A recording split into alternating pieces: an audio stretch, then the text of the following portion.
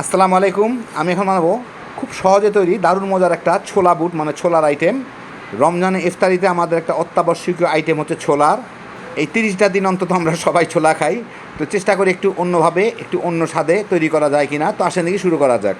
আমি এখানে 1 কাপ ছোলা, সাদা রঙের ছোলাটা আর কি, কালচে টাইপের না, 7-8 ঘন্টা পানিতে ভিজে রাখছিলাম।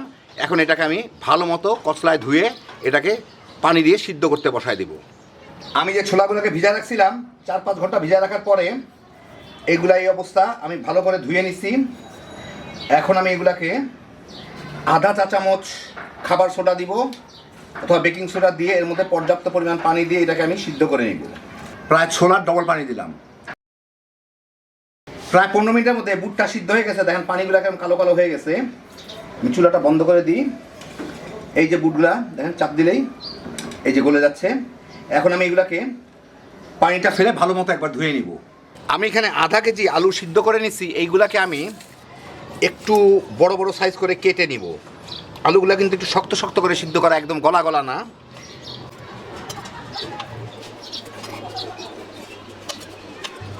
এই দেখেন এইরকম সাইজ করে আমি কেটে নেব এগুলাকে, যাতে রান্না করার সময় এগুলা একটু হালকা হালকা গলে গলে ভেঙে ভেঙে ছোট হয়ে যাইতে পারে, কিন্তু মোটামুটি ভালো সাইজই থাকে আর কি। এই যে দেখেন,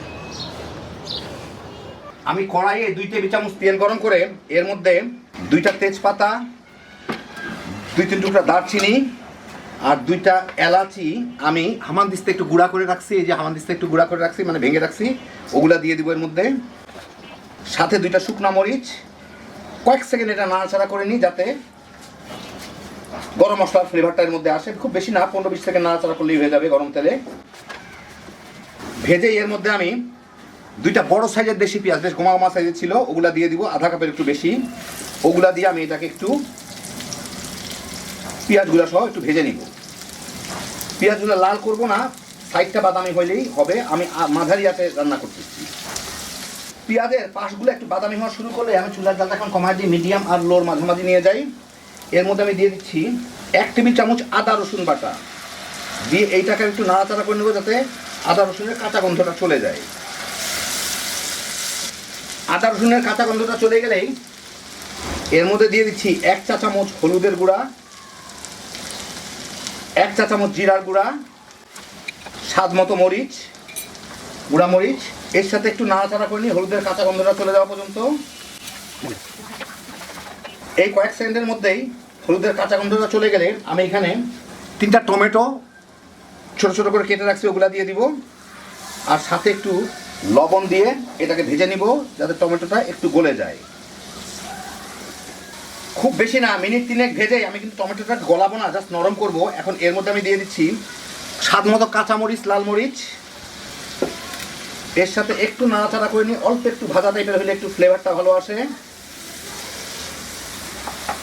ঝালটা যার যার মতো দিয়ে নেবেন। কাঁচামরিচটা দিলে একটু ঝালটা মানে অন্য রকমের একটা ঝাল আসে আর কি। যাই হোক, নেড়ে চেড়ে এর মধ্যে আমি দিয়ে দিচ্ছি ওই সিদ্ধ করা আলুগুলা যে কেটে রাখছি সেগুলা, ছোলাগুলা সিদ্ধ করে উঠায় রাখছি সেগুলা। এর সাথে একটু ভুনে নিব মিনিট খানেক। এই মিনিট খানেক নেড়ে চেড়ে ভেজেই আমি এর সাথে দিয়ে দিচ্ছি পানি পরিমাণ মতো। এটা কিন্তু মাখা মাখা হবে, অতএব খুব বেশি পানি দিয়ে লাভ নাই। আর সব কিছুই সিদ্ধ করা, পানিটুকু দেওয়া হলো যাতে এই মশলাটা আলু টালুর ভিতরে একটু ঢুকতে পারে। আলু টালু এগুলো কিন্তু সবই সিদ্ধ করা। এখন আমি একটু লবণটা দেখিনি, এখানে আলু কিন্তু ভালো লবণ টানবে, সেই জন্য একটু লবণটা টেস্ট করে দিতে হবে। ভালো রকমের লবণ লাগবে, সেই জন্য দিয়ে দিলাম। বাস ভালো মতো মিশাই এইটাকে আমি ঢেকে জাল দেবো। পানি দেখছেন খুবই কম, চিন্তার কারণ নাই। পানিটা শুকায় যাক, মশলাগুলোও টেনে নেবে, আলু টালু এইগুলা। 7-8 মিনিট জাল দিলাম। দেখেন ঝোলগুলো অনেক কমে গেছে। এটা কিন্তু বুট আর আলু ঝোলটাকে কিন্তু টেনে নিবে, সেই জন্য কিছু ঝোল ঝোলই রাখতে হবে পরে যাতে একটু শুকনা শুকনা হয়। এখন আমি এর মধ্যে আধা চা চামচ গরম মশলার গুঁড়া দিয়ে দিই, ফ্লেভারটা খুব ভালো আসে। আর স্বাদ অনুযায়ী একটু ধনিয়া পাতার কুচি দিয়ে জালটা আমি কমায় দিই, একদম লোতে নিয়ে আসি, মানে পানি যাতে শুকায় না যায়। এটা ভালো মতো এর সাথে মিশায়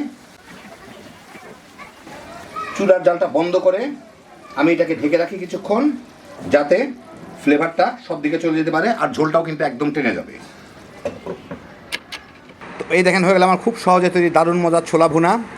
ছোলা আমরা ইফতারিতে প্রায় সবাই খাই, এটা আমাদের একটা কমন আইটেম রমজান মাসে। ছোলা অনেকভাবেই রান্না করা যায়, দেখতে একরকম হলেও টেস্টে কিন্তু একটু 19-20 হয়।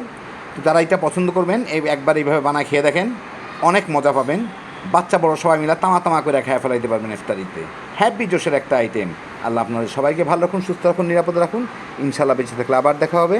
আল্লাহ হাফিজ।